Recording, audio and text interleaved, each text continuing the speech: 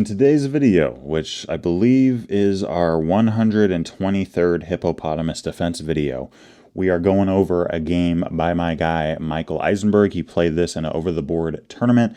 I hope you guys enjoy this game. He really played well. He played the Hippo well. He's been getting a lot of wins with this in tournament chess. And I think it's pretty cool to see how well he's been doing in those tournament formats with this system. By the way, if any of you guys want to send me a Hippopotamus Defense game, if you want to see it featured on the channel, I can't cover every game sent to me, obviously, but feel free to email me at thechessgiant@gmail.com, and I'll take a look at it, and hey, maybe we can get that game covered on the channel. But that said, here we go. Hippopotamus Defense chess. Most of y'all know what we're doing at this point, okay?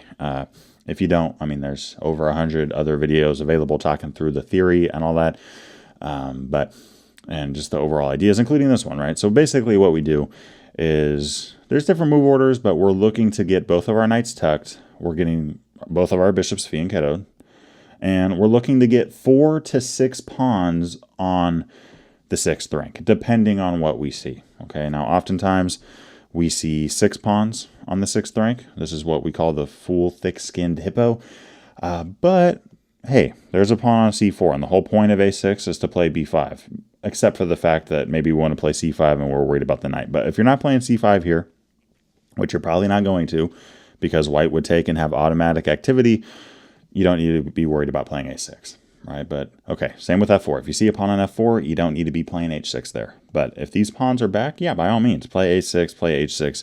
These are good moves to throw in. In the game here, we got d5. Now, when you're playing the hippo, if you see the e-pawn push, think about it. Oftentimes, locking things up is a bad idea. Not always, but most of the time. If you do see the d-pawn push, it's almost always the correct move to lock things up, which is what we see here from Michael. e5, as you can see here, we're now facing towards the kingside direction with our pawn structure.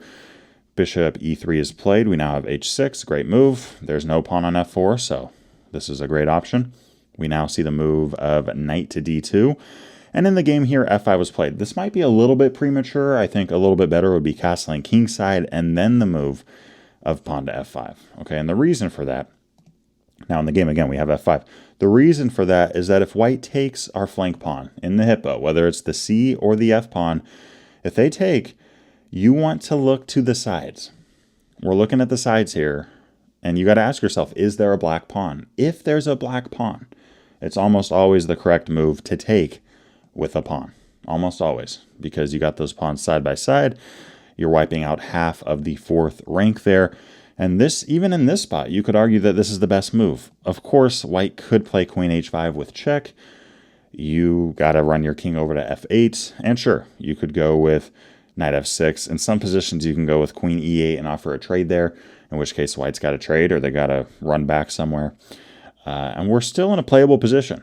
That said, again, right, if we castle and then play f5, we don't got to be worried about any types of checks at all if we capture back with the pawn. But okay, in the game here, f5, we don't see white capture. We actually see the move of bishop to h3, which I don't know if that's that great of a move, honestly. But okay, what else can we see? f4. I know that this really can give players a hard time. I would say most of the time when I look at these types of positions, it's usually a good idea to take away, use your central pawn, take away from the center, their pawn that is, and activate your bishop, right? So you could do it here, you could castle, and then do it. But by doing this, you're getting automatic activity. And if white decides to capture back with their pawn, you can take on e4, because by doing this, you are creating an isolated pawn on the f-file. This pawn can never get support by a pawn again. On top of that, white has glaring weaknesses, like f5. If we put a knight there at some point, nothing can kick that knight out. Right now, at this point, hey, maybe it's a good idea to bring the bishop back and start looking at that diagonal, and then play something like knight f5. But this knight cannot get kicked. Our bishop on g7 is active. Our bishop on c8. I know right now it can't see very far, but hey, there's no pawns in its vision at all, which is great for us. And maybe even knight c5 is something that we could think about here. I mean, if white wants to take and we take towards the center, we're going to get better central control than we already have.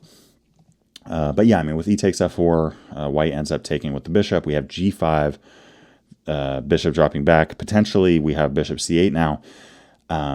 This is this is totally fine for black. I really like our position. But again, in the game, we have bishop to h3. And by the way, if you're interested in learning more about the Hippo, if you're interested in my over 6-hour course on it, or on my Ponziani course, if you're interested in the CZECH Pirc course, Endgames course, Modern Scandinavian Defense course, any of those, make sure to plug in the discount code of BF30, BF30 for those of you listening in before Black Friday is over, and you will get 30% off no matter how many courses you decide to invest in. I appreciate y'all. By the way, I do got a course coming out in the very near future on the aggressive E4 repertoire, and whoever has purchased a course in the past or will from this point will get 40% off on that course. Okay, so really excited about that one. We got a bunch of openings to really help you round out a full chess opening repertoire against all the top options. But okay, bishop h3. In the game here, we got knight f6. Okay, knight f6. This is a move that looks to put more pressure on e4. Queen f3 is played. Bishop c8. Love this move by Michael. This is really something that more Hippo players need to be thinking about. The center is locked up. White spent a lot of time making it so that your bishop wasn't good. Okay, you spend one move. You're back in the ball game. You're back in. If white takes on f5, we're taking with the pawn because we have a pawn to the side there, and we're not even worried about checks at this point. Now, white plays queen h1. This is a tactical mistake, and Michael takes advantage of it with the move of f4. Wow. Great move. Great move. I mean, if white wants to, the bishop can't run anywhere safely. If white wants to take the pawn on f4, then okay, we take on h3, and we are crushing this position. In the game, we have bishop takes c8. Now, we could take the bishop. We could. But why not take on e3? Because now when we take that piece, we're threatening the knight and we're threatening the bishop. White can save one. They can't save both. So here white decides to go with bishop to e6. The best move they have at that point. That bishop is very annoying for us. But we are winning. We are up a full piece right now. White plays the move of f4. And I actually think that instead of a6, which is what we see, I think that taking on f4 is probably the way to go here for black. Really what you're doing here is you're opening up the activity of that bishop, and you're opening up e5. So for example, in this spot, let's say we see rook takes f4. We are up material. We're up a piece. We're up a knight. We need to trade. We're up material and we're getting attacked. Both of these point towards us trading any chance we can get. How do we trade off with this bishop? How do we do that? Well, we'd love to go knight h5 and then knight g7, but of course the bishop's there.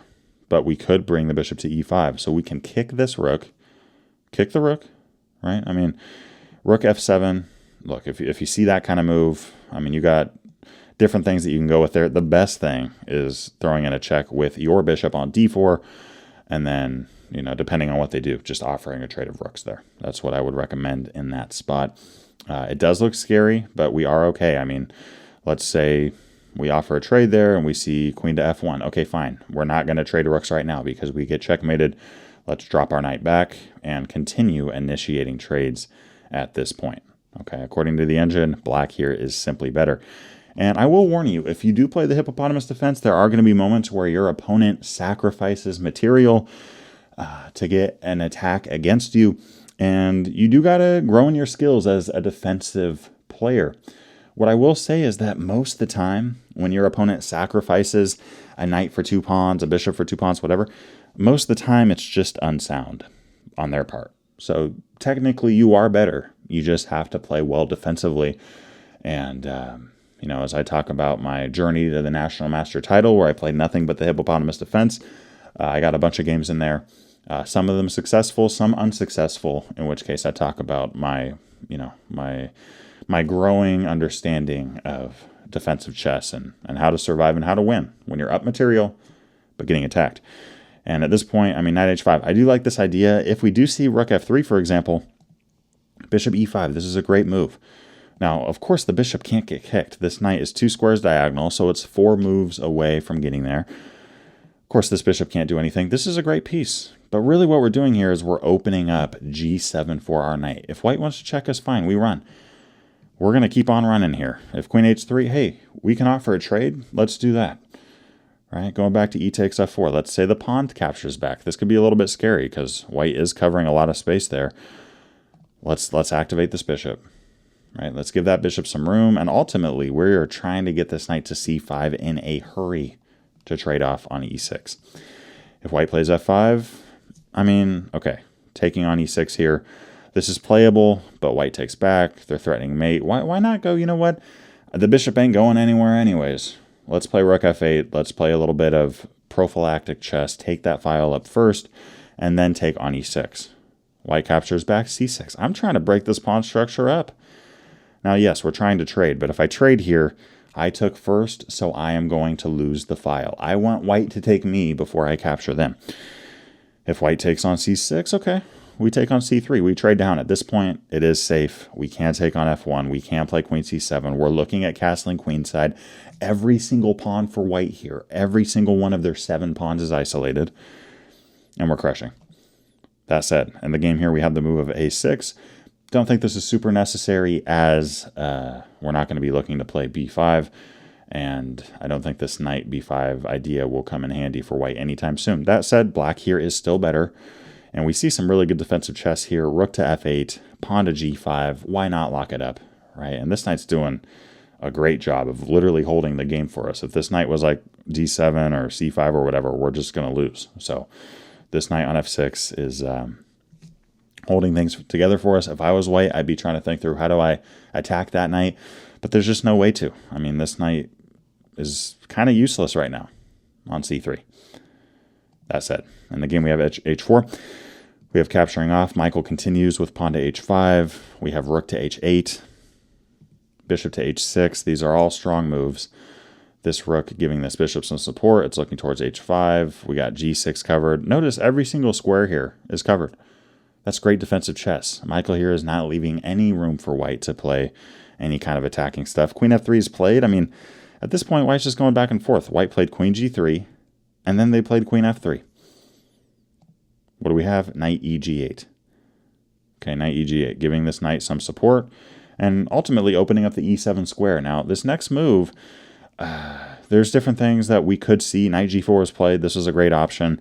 Rook h7 is also a great move. I mean, threatening to play rook g7 there and pin the queen to the king. If white runs, then we can throw in a check. We could play rook g4. We're playing actively here. Sometimes the best defense you have is an attack. And but okay, I mean, knight g4, that's a great move. f6 is played. We have knight takes f6. We're now up 4 points in material. If you can hang on and not get checkmated as black, you will have a winning position. Even if you give up a full piece back, right? If I'm in this situation, if I'm up a piece and a pawn, if I can just give up a piece but guarantee I can trade everything down, I win. I'm up a pawn in the endgame. Okay? Shameless plug to my over 28-hour endgames course there, where we talk about how big of a deal one pawn is. But I mean, queen f3 was played. We have rook f8. White really is just going back and forth with this queen. White doesn't know what to do, and in fairness to them, there's nothing they can do. Queen f5 is white's try here. I would say queen e7 is a good move to give that king some lift. King e7 is also a great move, and that's exactly what we see. I love this move. I love this game from the Hippo. This is showing how resourceful we got to be sometimes in this type of system, because the first 10 moves, you're just minding your own business. You're just minding your own business. You're not doing anything crazy. You're trying to fianchettoed your bishops, tuck your knights, put your pawns in the 6th rank, 6 of them, potentially, on what, it depends on their structure. That does leave the door open for white to attack, but most of the time they do, it's bad. Most of the time they do, it's bad. Knight g3. Queen e8. Great move. Queen e8. This is a good idea here. By doing this, the king gets a little bit of room now.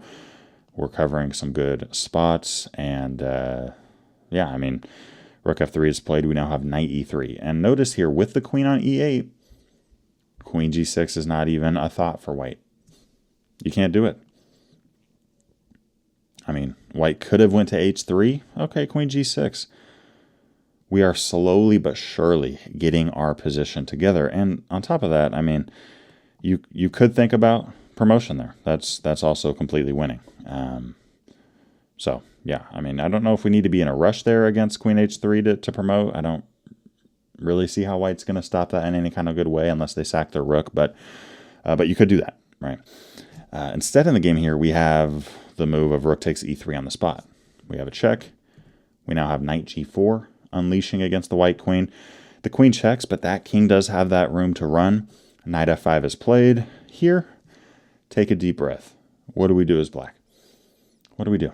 Right? That's what I'd recommend to you. If you're up material and you're getting attacked, most of the time you're probably winning. Most of the time, at least when I look at chess games. Not always. Okay, if you're playing against Mikhail Tal or if you're going up against Eric Rosen and you're up a queen, then you're in trouble. But most of the time I see games, if you're up material and you're getting attacked, most of the time you are okay. You just got to focus on trading down. And, don't be afraid to give up a little bit of material back. Don't give back all of it unless you have to. And don't give back more than you're already up. But you just got to try to activate, hold on, and not panic. Here, rook to h8. Great move. Queen g7 is played. Bishop h6. Great move. Where's the queen going to go? I mean, if the queen goes anywhere, we're going to take it, whether that's a trade or just a capture. White ends up taking. We have rook takes back. Bishop takes g4.